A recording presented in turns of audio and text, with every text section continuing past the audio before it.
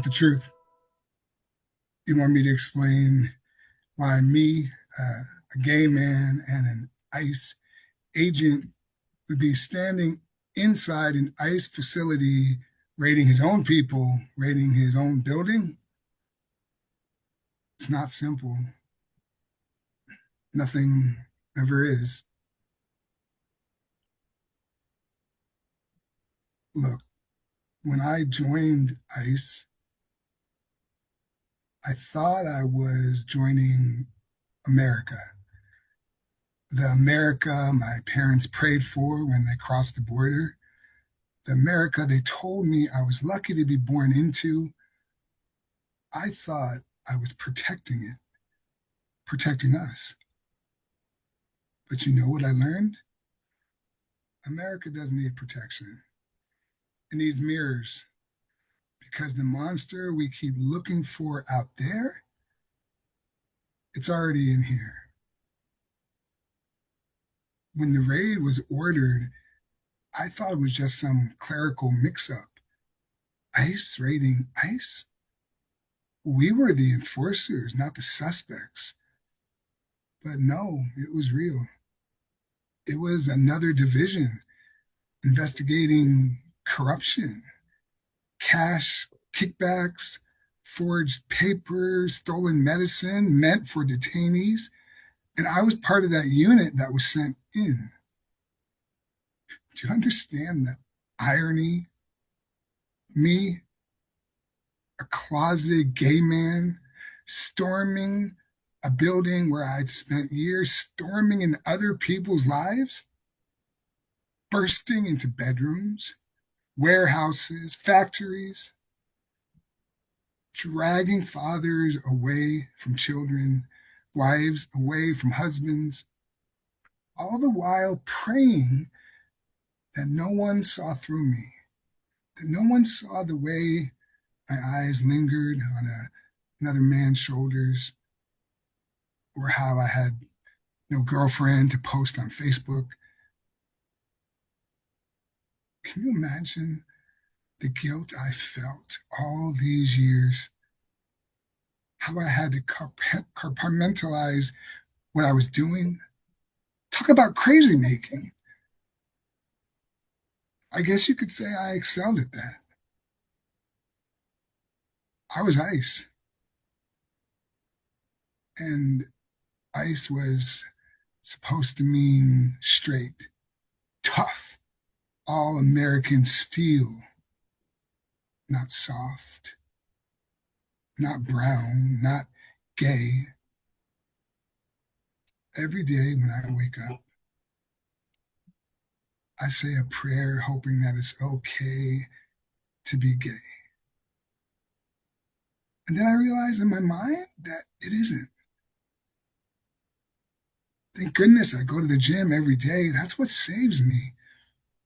Building muscles and endurance, getting in touch with my body, it's a blessing, sort of a salvation. It helps me forget. I can focus. I can be present. But ultimately, it's fleeting. You know, I can't spend all day working out. So when the raid began and the battering ram hit the doors of our own field office, I felt two things at once: terror and freedom.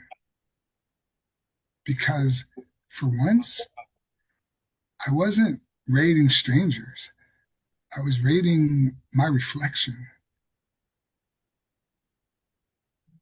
You ever see agents with their hands up, guns on the floor? The ones who always shout, "Don't move," now frozen, begging? It was biblical, like the Red Sea splitting in reverse. Some of them crying, some of them cursing, some of them saying, "You can't do this, we're on the same side." But what side was that? The side that told me my mother's accent made her suspicious? The side that told me my own skin was a shade too close to illegal? The side that would have thrown me in a cage if I'd been born on the wrong side of the line. When I think about my mother, it kills me that she never really got to know her son. I think she suspected I was gay, like we had this understanding.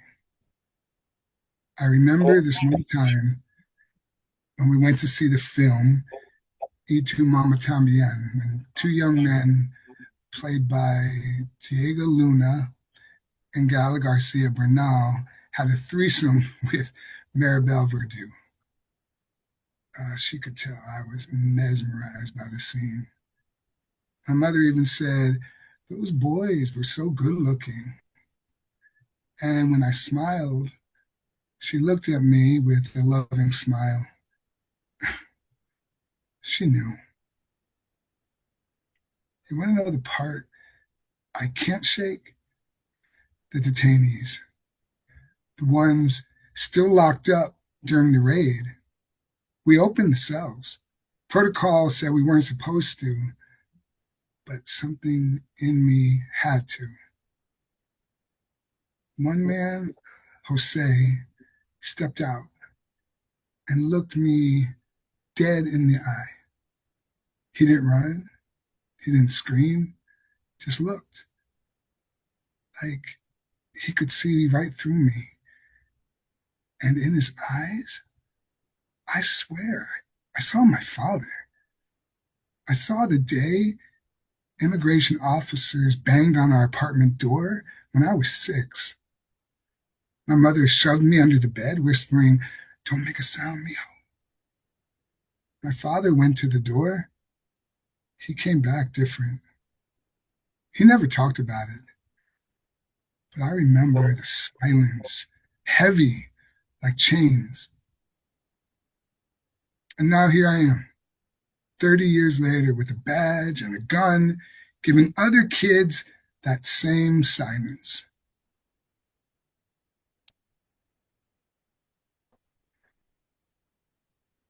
I'm gay. You want me to say it louder? Fine, I'm gay. And in ICE. That means I live with a lock on my mouth, a lock on my heart. Do you know how many times I cuffed a man, felt his arms tense under my grip, and thought, "God, forgive me. What if he knew?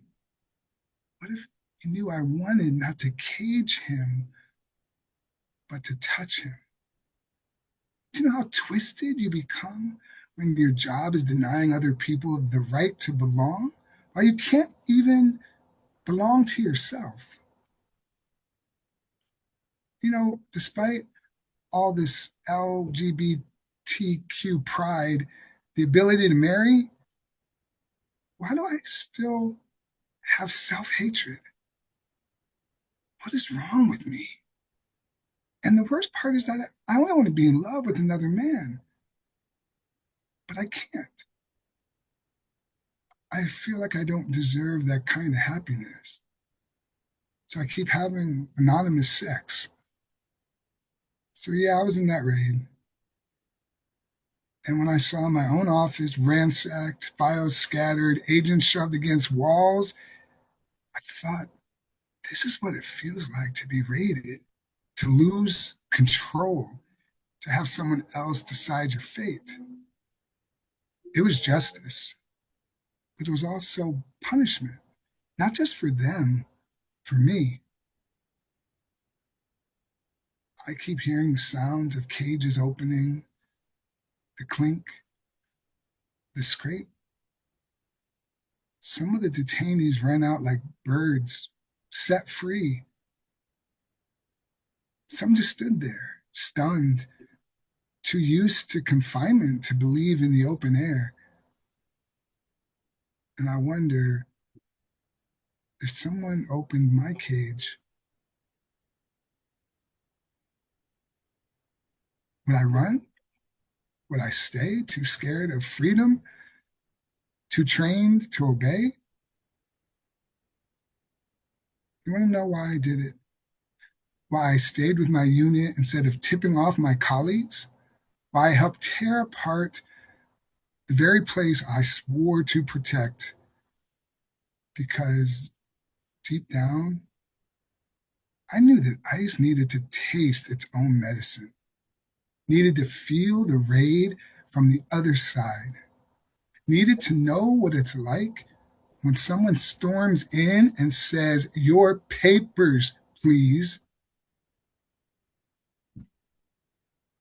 I don't know what happens next. Maybe I lose my badge. Maybe I lose my job. Maybe I lose the last thread of the life I built pretending to be the right kind of man. But I do know this: that night in that facility, when the walls shook and the doors broke and the cages opened for the first time, I wasn't ice. I was just Daniel, a gay man, a son, a human being. And for the first time in years, I could breathe.